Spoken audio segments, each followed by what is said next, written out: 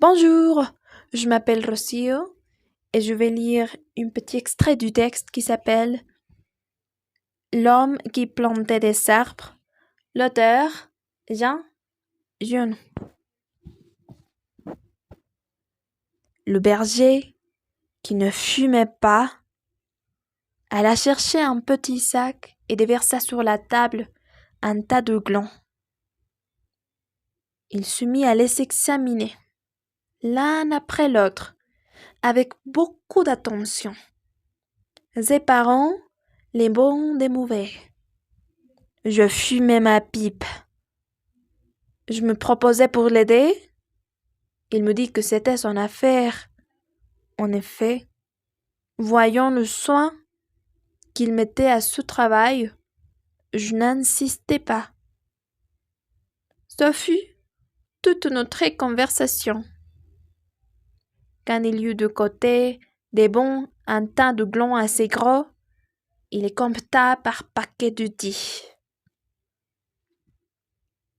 Ce faisant, il éliminait encore le petit fruit ou ceux qui étaient légèrement fendillés, car il les examinait de fort près. Quand il eut ainsi devant lui son gland parfait, il s'arrêta et nous allâmes nous coucher.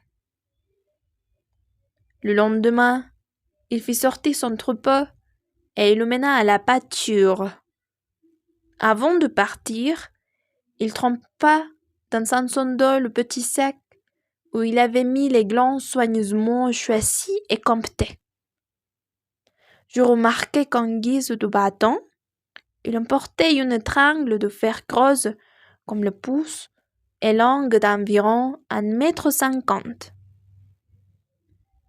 Arrivé à l'endroit où il désirait aller, il se mit à planter sa tringle de fer dans la terre. Il faisait ainsi un trou dans lequel il mettait un gland. Puis, il rebûchait le trou. Il plantait des chênes. Je lui demandai si la terre lui appartenait. Il me répondit que non. Savait-il à qui elle était?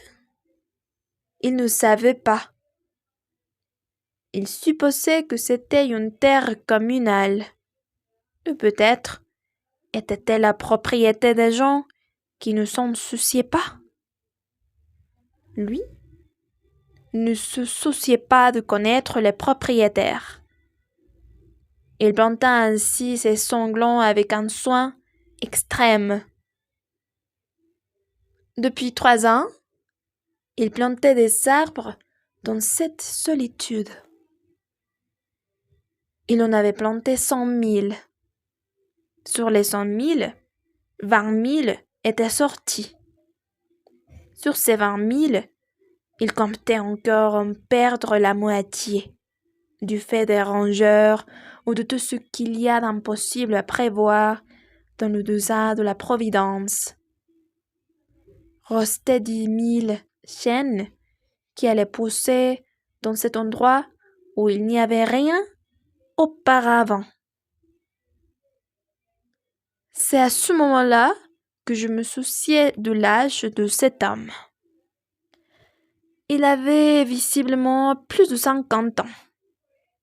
55, me dit-il.